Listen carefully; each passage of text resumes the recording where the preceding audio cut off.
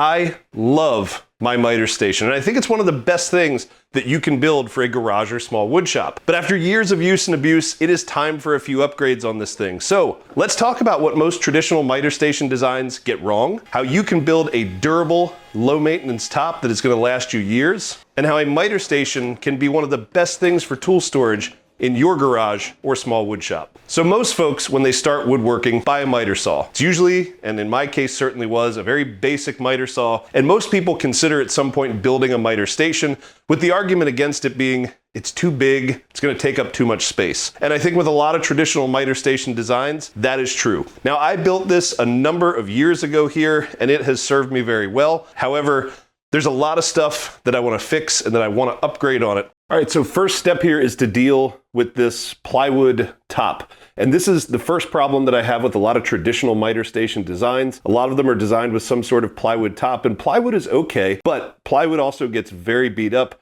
If you spill things like epoxy on it, it's incredibly hard to clean. And this station takes a lot of abuse. Now I find that laminate is much more durable and easier to maintain. Now notice, I said laminate, not melamine. Melamine is okay if you have it. I've had melamine tops before. They are cheaper, they do take a lot more damage, and getting actual laminate gives you a nice thick surface to work with that's much more durable. We're gonna get underneath here, gonna unscrew it, take it out, and make some measurements and start getting a new top on here. So there's a lot to love about a miter station, and like I said, I think when it comes to storage and maximizing space in a shop, it's really a great thing to build. Most people, when they start out woodworking, wind up buying a miter saw. Obviously not this miter saw, but a much more basic one, and you need a station to use it. The miter station itself, people often will argue, is too big and bulky, but you can absolutely build this thing to fit your size, and it becomes a great place not only to work, a great place to use your miter saw, but a great place for storage. Now let's talk about the top and why I'm switching over to MDF with actual laminate versus plywood or melamine or other sorts of substances here. Over the years, I have had experience with basically every kind of top that you can imagine. The first miter station that I built was a 2x4 family handyman plan miter station, and that thing had a 1/4 inch plywood top. Way too thin, way too fragile, got beat up super easy. The second miter station, which is my current miter station that I built, I have the plywood top. Now it's 2 3/4 inch pieces of plywood that are sandwiched together with some hardwood trim. Again, decent, but it definitely got beat up. Now what you're seeing me work on currently is my outfeed assembly bench, which I did a video series on previously. And this assembly table is MDF with a black laminate top. Now, the table that this is replacing was melamine. So again, I have worked with extensively all sorts of different top types for a miter station type table.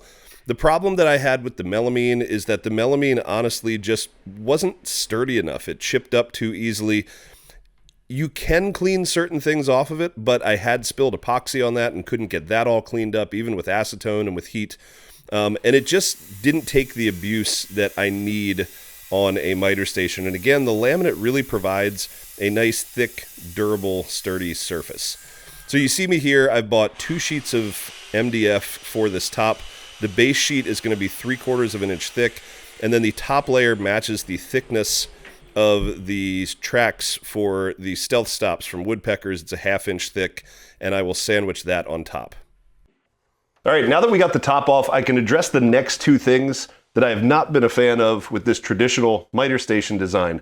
Now again, you saw me taking these pull-out shelves off, and these are just plywood built shelves. They can work okay depending on what you're going to store. And this design that I used, it basically had them all across this asymmetric long side of the miter station, which, as you can tell for this cabinet in particular, just wasn't working. It was empty for a while. It has become a catch-all. Recently getting into guitar building, this is where I've started throwing all my guitar building equipment, and I'd like to have that in a much more organized way. Now, the other thing that doesn't work is right next to it, and that's this area that was designed to be storage or a trash can. And of course, like any minimally used space, it winds up being a catch-all. Now I've got this oscillating spindle sander that I love to use, and what I've been doing is kind of keeping it here. The problem is when I put it up on the top of the station, it becomes a little bit too tall for me. I'd like it to be a little bit lower. I'd also like to utilize, obviously, this space a little bit for something different, but these miter stations offer a great option for storage for a bigger tool like this, and I figured out a way to get it to the exact height that I want. You'll see what I mean.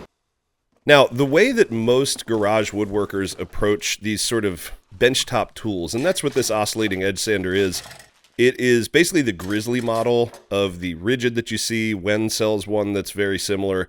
They're all pretty much the same. It's a small little edge sander that can transform into an oscillating sander. And what I see most people doing who work in garages and small wood shops is to make these rolling tool carts.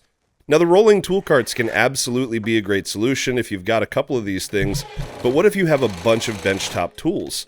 You may get stuck with a situation where you've built a bunch of rolling tool carts and now you've taken up almost just as much space as a miter station.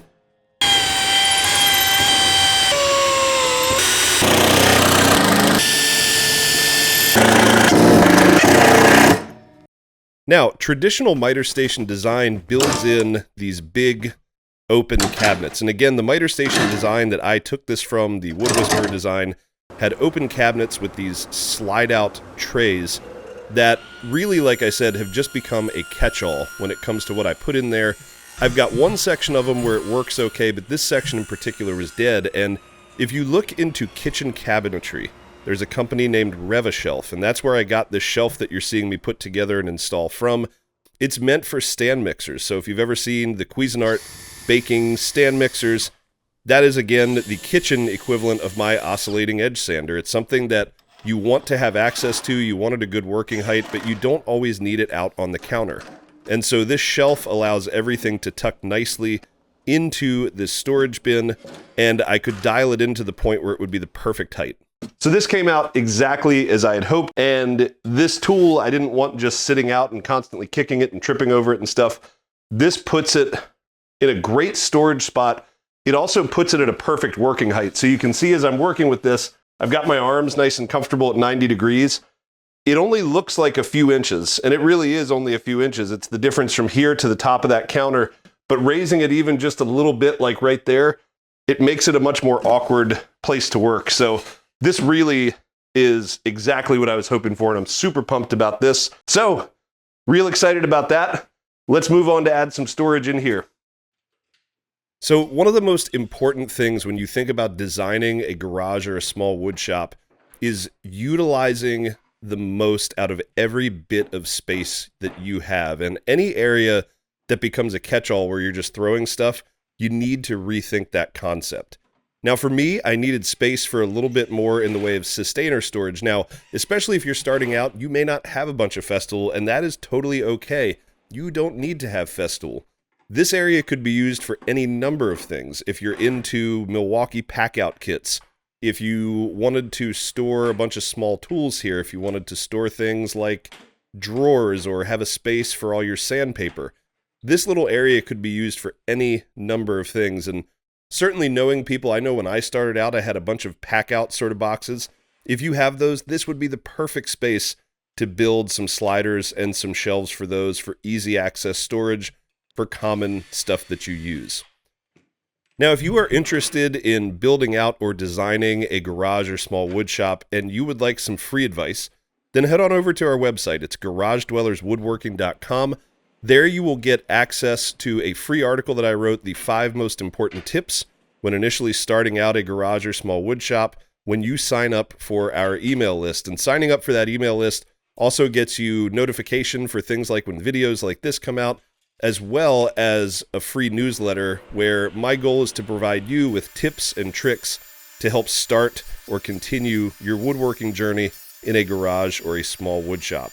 So if you like free stuff, head on over, sign up for that newsletter. We'd really appreciate it. Now that I got that storage section all built out, it is time to start working on the top, and you can start to see the plan here. Now, I originally had a track that I had sort of retrofitted in there. It had a rockler stop. And one of the things that I found is when I was trying to either work on this surface or when I was trying to move large pieces of wood on there to break down, I would be constantly hitting that stop. because it was proud of the surface, and I wanted a solution that would allow me to have a stop that didn't interfere with working on top of it. Now, woodpeckers, obviously, everybody loves to hate it, but they make great products. It is a little bit expensive, but at the same time, this thing is going to last me for years, and it allows me to have those stops nice and tucked away. So I used the track itself to mark out where the track was going to sit. I used the 1/2 inch MDF because that is going to sit nice and flush with the track to sandwich on the top. And then using that setup, I was able to go ahead and get the glue laid out. Now, while I was clamping down all of this for the glue up, I used the track itself to help line this up, so I knew it would be perfect. Now, once this was all glued up and hanging out and drying, this part of the miter station redo was done, and it was time to move on to the next section. All right, so this corner is the next thing that we need to deal with. While that is all gluing up over there, we're gonna start working with this top. And again, this is also where I have a lot of stuff charging. Now, since a lot of what I'm doing now is video recording, video and audio, that kind of stuff, I have a lot more in terms of chargers. They have just been sort of piling up in the corner over here because I've got this charging block right there. So what I'm gonna do is try to make a little niche here. I'm gonna try to make something that's gonna organize the chargers. And again, same deal as the other side, new top, laminate, new track with the woodpecker stops in there. Now, I've talked a lot about the traditional miter station and how we may want to rethink some of the things in the traditional miter station. This is something I do think is a really good idea for the traditional miter station, is this bank of drawers here. These drawers are incredibly helpful. I'm able to keep things, for instance, relative to the miter saw here, able to have great organization over here. And I find that drawers are a lot better than open cabinets for me personally. So if you are making a miter station for yourself, I'd think about, instead of those open cabinets, if you don't have any sort of benchtop tools that you want to put on a special shelf like we did over here, consider the drawers versus the open cabinets, unless you have something really big and particular that you want to store. And I think that's one of the biggest things, that when you are starting woodworking, is it's easy to just follow a set of plans or to just do what someone else that you see out there is doing. But really take the time to think about what you need in your workshop and what are your specific issues, problems, and storage needs, because one person may really need and like those open cabinets. Another person may prefer drawers. Somebody else may have a bunch of benchtop tools, and every one of those cabinets, they want to be flip out storage. People may want Systainer storage. So just think about what you need prior to just building without thinking.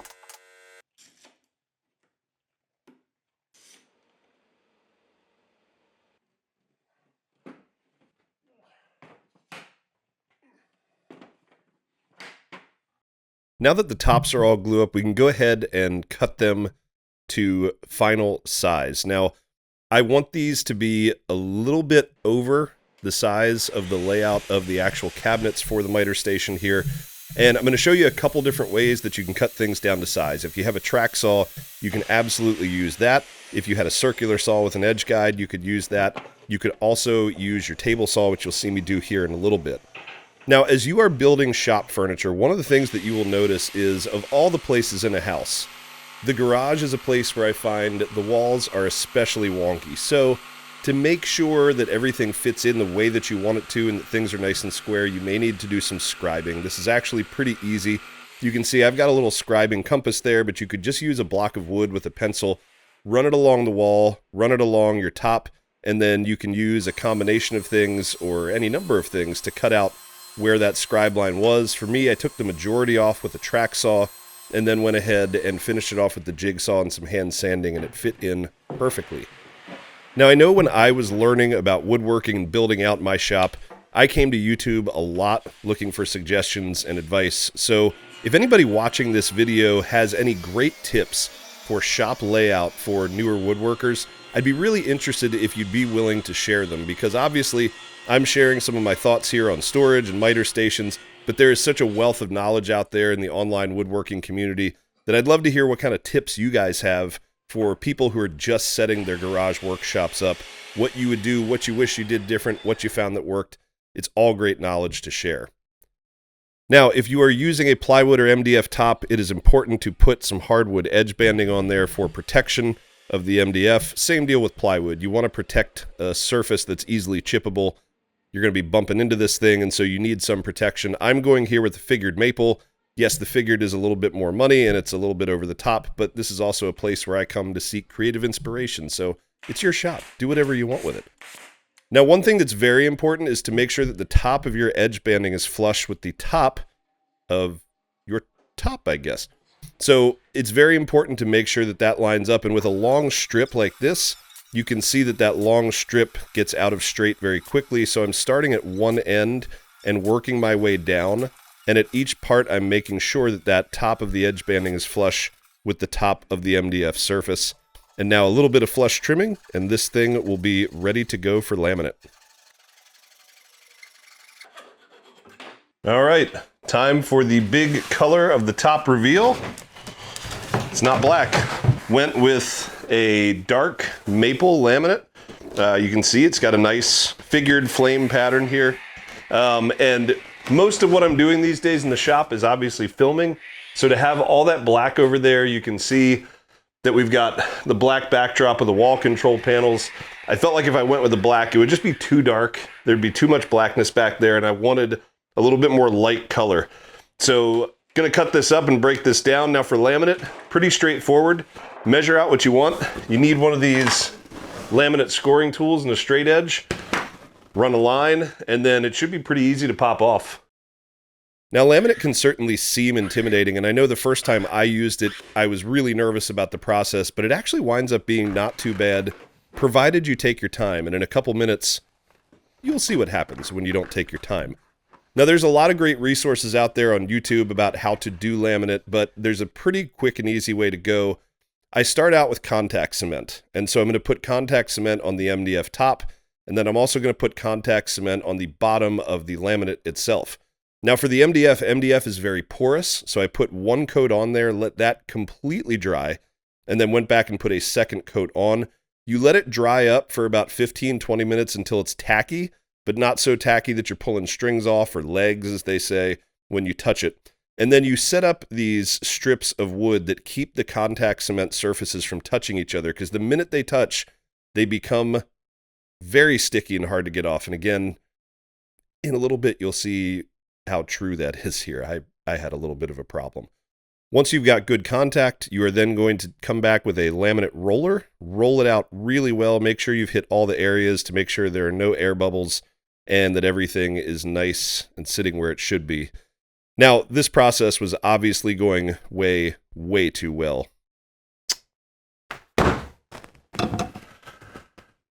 Well, this sucks. I didn't have enough support sticks underneath this thing, and it was going super smooth. As soon as I was getting out to here and rolling this, as you probably saw, there's a little edge that stuck. And I did the right thing by getting the heat gun out, but then I wasn't patient enough. And then this thing ripped. So after throwing a little bit of a temper tantrum here. Oh, f me. How am I gonna fix? I'm not gonna be able to fix this. Like, only one thing I can do, and that is use a heat gun and strip the rest of this stuff off. Yeah, that's right. Then I'll just have to recoat it with contact cement, cut a new strip. Fortunately, this is why you buy extra, you know, whenever you're doing any lamination project, just buy a bunch of extra so you have it just in case you screw something up totally like I did. All right, let's fix it. Bastard. Piece of So once I had chilled out, I let the MDF and the contact cement get completely dry before I sanded it back, cut out a new strip, put some new contact cement on there, and this one went much, much better. You can see I added some extra support strips, so there were no issues with premature contact at this point, and it did turn out well. But one important point that you really should think about is you're going to make mistakes when you're working out in the shop, and as you can see, it's okay to flip out a little bit. It's going to happen. But don't keep trying to work while you're angry. Take a break, go step out, get yourself together, come back in, and fix the problem. Now, I mentioned before it's important to let your laminate be a little bit oversized, and you can see I'm coming back with a flush trim bit here, cutting that all back, and then coming back with a roundover bit. Now, where the track is going to be, some of you may have already thought, well, what about that little lip with the edge banding? I suppose I could have tried to cut that out ahead of time, but that would have been a lot of measuring and planning, and I thought that this method would be a little bit easier. So I cut a piece of scrap plywood to serve as a straight edge. I lined that right up with the inside edges of where the track is going to sit and came with a pattern bit and ran that along to open up that space. Now I've just got my router and I'm cutting as close as I can. Now I didn't want to cut too deep, so cutting as close as possible without getting it perfect.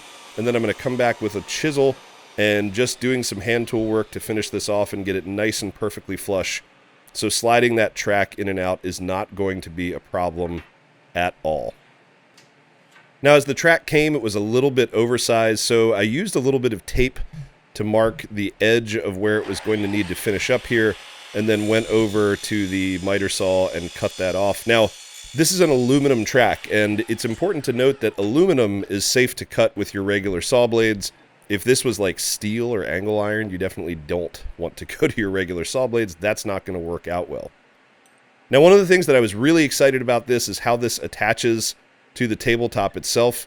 Pretty straightforward process. All you had to do was put some hex head bolts into the top with, a couple washers and a nut on the bottom, and it just slides right in there. You can see here I've laid out everything, and I think that that's a really important thing as you're working, is to lay out stuff, make sure it's all ready, almost like a chef lays out all the food that they're going to cook before they start to cook. Lay out all the stuff that you're going to work with, especially when you're working with small parts.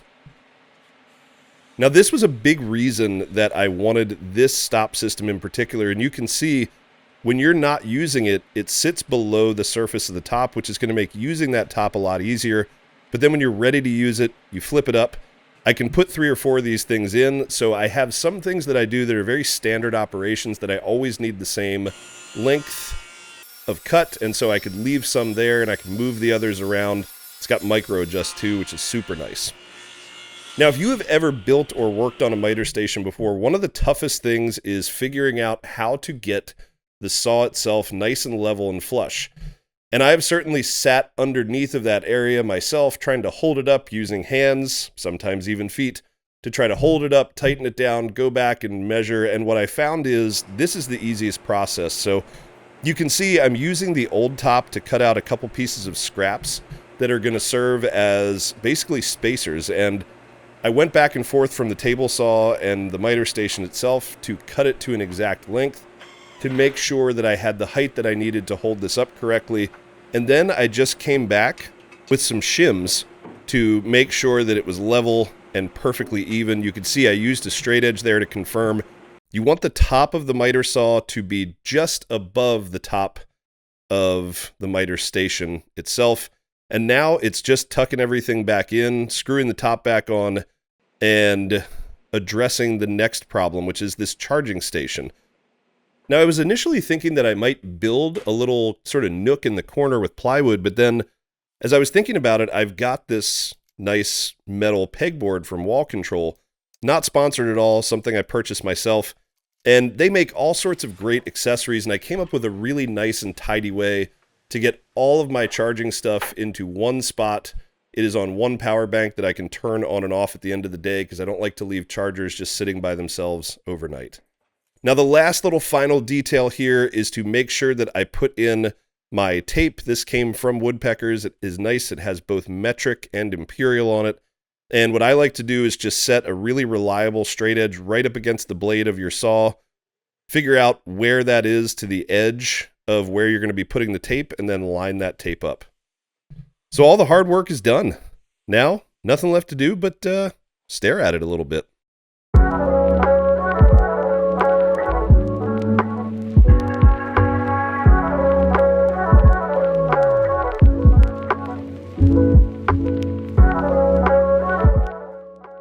So I'm really happy with how this all turned out. And starting first with this charging area, this is so much more convenient. And before I had things located in multiple spots in the shop, now I've got a one-stop shop where I can go to for all my charging needs.